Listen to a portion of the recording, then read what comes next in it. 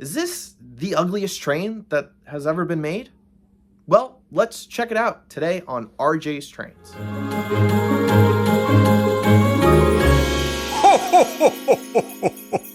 Merry Christmas, everyone! Hello, everybody, and welcome back to day 9 of the 12 days of RJ's Trains.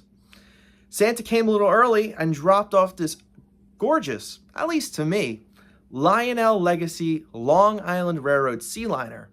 And this is a special engine because it was a custom run done by Trainworld here on Long Island in the Long Island Railroad's famous Tichy scheme. Did you guys really think that you were going to make it through 12 whole days of RJ's Trains videos without one specifically focused on the Long Island Railroad?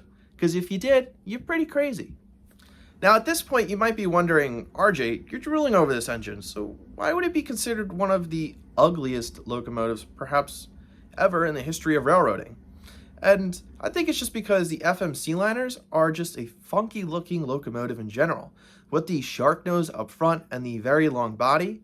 And then you take a look at the trucks, you have a 2-axle truck on the front underneath the cab, and then on the rear you have a 3-axle truck to support the steam generator, which provided heat and power to the passenger cars. Now, it's a very odd setup to have 5 axles on a diesel locomotive. There are perhaps just a handful of examples out there of a wheel arrangement like this. Now, on top of the funky configuration of the locomotive, I think it's also got a pretty funky paint scheme.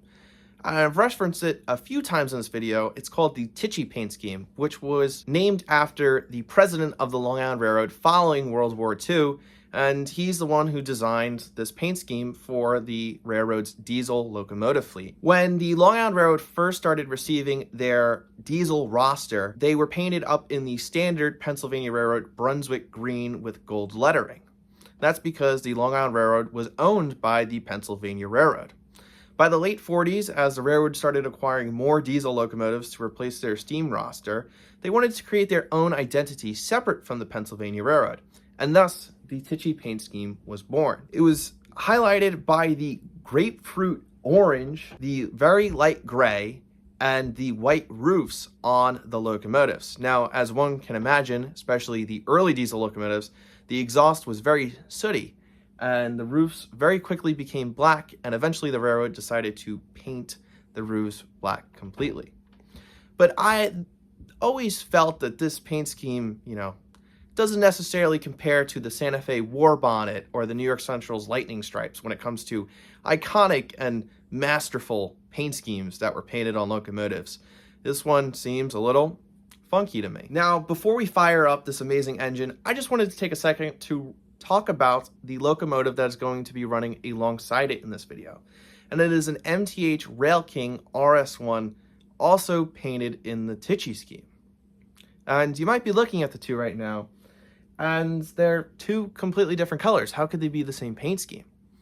Well, this is where I really have to give my hats off to Lionel and Trainworld. I feel that Lionel is often criticized heavily, even by myself at times, for not doing enough quality control work when it comes to making sure in the factories they have the correct paint colors for their locomotives for historical accuracy.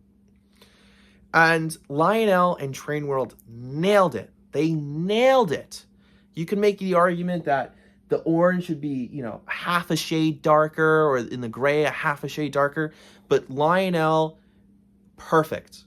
This is a perfect paint scheme on a locomotive. And to highlight how perfect it is, next to it we have the MTH engine, which is supposed to be in the same paint scheme. And you can tell just how much darker. It is weathered, but the weathering does not change the shade of the paint from this to this. Hats off to Lionel and Trainworld.